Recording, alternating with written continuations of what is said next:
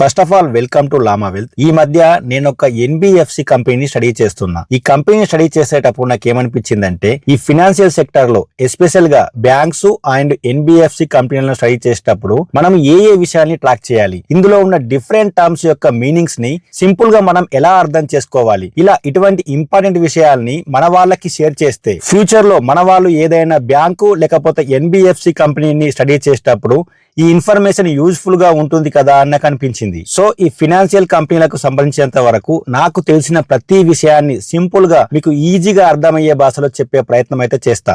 కానీ ఇది చాలా పెద్ద టాపిక్. అన్ని విషయాల్ని ఒకే వీడియోలో డిస్కస్ చేస్తే మీరు కన్ఫ్యూజింగ్ గా అండ్ బోరింగ్ గా ఫీల్ అయ్యే ఛాన్స్ ఎక్కువగా ఉంటుంది. అందుకే ఈ టాపిక్ ని 2-3 వీడియోస్ గా డివైడ్ చేసి మన లామా వెల్త్ ఛానల్లో అప్లోడ్ చేస్తా.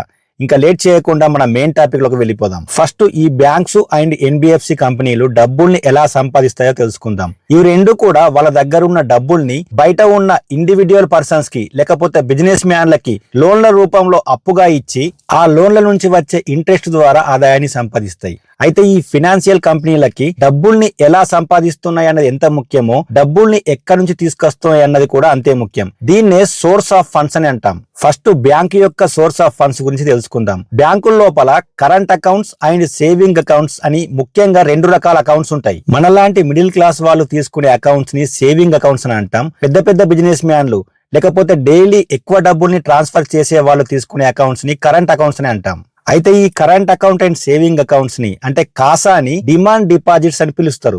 బ్యాంకులు లోన్స్ రూపంలో ఇచ్చే మనీలో 80 నుంచి 82% ఆఫ్ ద మనీ ఈ current accounts, saving accounts, fixed deposit and term deposit లో మనలాంటి సాధారణ ప్రజలు సేవింగ్ చేసుకున్న మనీయే. ఇంకా మిగిలిన 18-20% ఆఫ్ ద మనీ సిడీస్ అంటే సర్టిఫికేట్ ఆఫ్ డిపాజిట్స్ రూపంలో, బాండ్స్ రూపంలో ఆర్బీఐ అంటే రిజర్వ్ బ్యాంక్ ఆఫ్ ఇండియా నుంచి రెపో రేట్ ద్వారా బ్యాంకులు రైజ్ చేస్తాయి. అంటే ఫైనల్ గా బ్యాంకులు ఇచ్చే లోన్స్ లోపల 80 నుంచి 82% ఆఫ్ ద మనీ మనలాంటి సామాన్య ప్రజలు సేవింగ్ చేసుకున్నామని, మిగిలిన 20% ఆఫ్ ద మనీ సిడీస్ రూపంలో, బాండ్స్ రూపంలో ఆర్బీఐ నుంచి రైజ్ చేసిన మనీ. ఇవి బ్యాంక్స్ లోన్స్ రూపంలో లెండింగ్ ఇచ్చే మనీ యొక్క సోర్సెస్. ఇప్పుడు ఎన్బిఎఫ్సి కంపెనీల యొక్క సోర్సెస్ ఆఫ్ మనీ గురించి మాట్లాడుకుందాం. ఎన్బిఎఫ్సి అంటే నాన్ బ్యాంకింగ్ ఫినాన్షియల్ కంపెనీ. ఈ ఎన్బిఎఫ్సి కంపెనీలు కరెంట్ అకౌంట్స్ ని, సేవింగ్ అకౌంట్స్ ని యాక్సెప్ట్ చేయవు. ఎందుకు యాక్సెప్ట్ చేయవు అంటే అది ఆర్బీఐ యొక్క రెగ్యులేషన్. మరి ఎన్బిఎఫ్సి కంపెనీలకు డిమాండ్ డిపాజిట్స్ అంటే current accounts and saving accounts and fixed deposits and term deposits అనేవి లేకపోతే ఎన్బిఎఫ్సిలు లోన్స్ గా ఇచ్చే మనీ ఎక్కడి నుంచి వస్తాయి?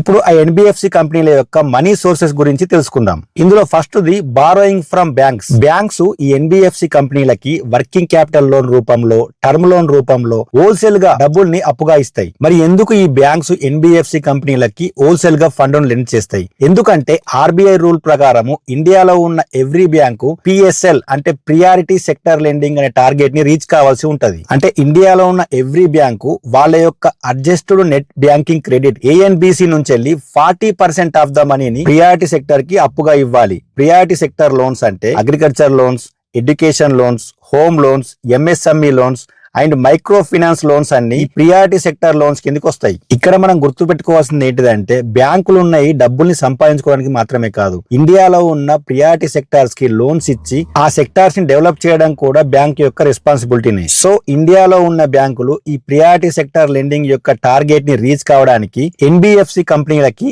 హోల్సేల్ గా లోన్ ఇస్తాయి. ఇలా ఎన్బిఎఫ్సి కంపెనీలకు ఇచ్చిన లోన్ ని ప్రియారిటీ సెక్టార్స్ కి లోన్ గా ఇప్పించి బ్యాంకులు ప్రియారిటీ సెక్టర్ లెండింగ్ టార్గెట్ ని రీచ్ అవుతాయి. మరి బ్యాంకులే డైరెక్ట్ గా ఆ ప్రియారిటీ సెక్టర్ కి లోన్ ఇవ్వచ్చు కదా, మధ్యలో ఎన్బిఎఫ్సి కంపెనీలకు ఎందుకు ఇవ్వడం అనే డౌట్ మీకు రావచ్చు. ఎందుకంటే ఈ ఎన్బిఎఫ్సి కంపెనీలకు అండ్ మైక్రో ఫైనాన్స్ కంపెనీలకు రూరల్ ఏరియాలో ఉన్నంత స్పెషలైజ్డ్ రీచ్ అండ్ ఎక్స్పర్టైజ్ పెద్ద పెద్ద బ్యాంకులకు ఉండవు. అందుకే బ్యాంక్స్ ఎన్బిఎఫ్సి కంపెనీలకు హోల్సేల్ గా డబ్బుల్ని అప్పుగా ఇస్తాయి. ఈ ఎన్బిఎఫ్సి కంపెనీల యొక్క సెకండ్ సోర్స్ ఆఫ్ మనీ డెబ్ట్ క్యాపిటల్ మార్కెట్స్. ఈ ఎన్బిఎఫ్సి కంపెనీలకు డబ్బులు అవసరం ఉన్నప్పుడు ఎన్సిడిస్ ని అంటే నాన్ కన్వర్టబుల్ డిబెంచర్స్ ని, సిపిస్ ని అంటే కమర్షియల్ పేపర్స్ ని అండ్ బాండ్స్ ని రీటైల్ అండ్ ఇన్స్టిట్యూషనల్ ఇన్వెస్టర్లకి ఇష్యూ చేసి మనీని రైజ్ చేస్తాయి. అంటే ఇన్వెస్టర్లకు డిఫరెంట్ ఫిక్స్డ్ ఇన్కమ్ సెక్యూరిటీని ఇష్యూ చేసి డబ్బుల్ని రైజ్ చేస్తాయి. Third source of money loan sales. ఈ ఎన్బిఎఫ్సి కంపెనీల దగ్గర క్యాష్ రన్ అవుట్ అయినప్పుడు ఆ ఎన్బిఎఫ్సి కంపెనీల యొక్క ఎగ్జిస్టింగ్ లోన్స్ అంటే హోమ్ లోన్స్, వెహికల్ లోన్స్, ఇలా రకరకాల లోన్స్ ఎన్బిఎఫ్సి కంపెనీలకు ఉంటాయి కదా,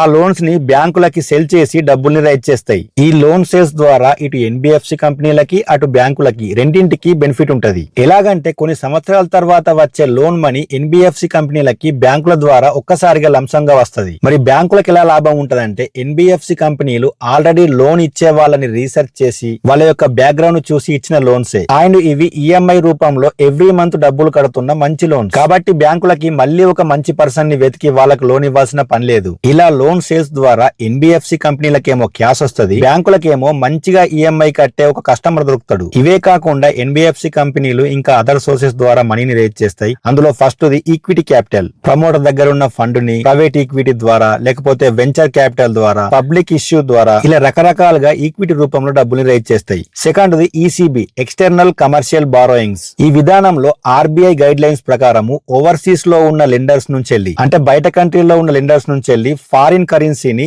ఈసీబీ రూపంలో రైజ్ చేస్తాయి. ఈ విధంగా బ్యాంక్స్ అండ్ ఎన్బిఎఫ్సి కంపెనీలు ఒక దగ్గర నుంచి డబ్బుల్ని రైజ్ చేసి అవే డబ్బుల్ని వేరే వాళ్ళకి లోన్స్ రూపంలో అప్పుగా ఇవ్వడాన్ని లయబిలిటీ మేనేజ్మెంట్ అంటారు. అయితే ఈ ఫినాన్షియల్ కంపెనీలు తక్కువ ఇంట్రెస్ట్ కి మనీని బారో చేసి ఎక్కువ ఇంట్రెస్ట్ కి ఆ డబ్బుల్ని లెండింగ్ గా ఇస్తాయి. ఈ మధ్యలో ఉన్న ఇంట్రెస్ట్ పర్సెంటేజ్ డిఫరెన్స్ నే మనం స్ప్రెడ్ అంటాం. ఫర్ ఎగ్జాంపుల్ ఒక ఎన్బిఎఫ్సి కంపెనీ 8% కు బారో చేసి 15% కు అప్పుగా ఇచ్చింది అనుకుందాం. ఈ ఇన్స్టెన్స్ లో ఆ ఎన్బిఎఫ్సి కంపెనీ యొక్క స్ప్రెడ్ 15 - 8 = 7% అవుతుంది. సో ఫైనల్ గా ఈ వీడియోని కంక్లూడ్ చేద్దాం. ఈ వీడియో లోపల మనం బ్యాంక్స్ అండ్ ఎన్బిఎఫ్సి కంపెనీల యొక్క మనీ సోర్సెస్ గురించి, లయబిలిటీ మేనేజ్మెంట్ గురించి అండ్ స్ప్రెడ్ అంటే ఏంటిదో అన్న విషయాల గురించి తెలుసుకున్నాం. నెక్స్ట్ వీడియోలో ఈ ఫినాన్షియల్ కంపెనీల్లో ట్రాక్ చేయాల్సిన important metrics, price to book value గురించి అండ్ అసెట్ క్వాలిటీ గురించి తెలుసుకుందాం. అప్పటిదాకా be healthy, happy investing and Jai Hind.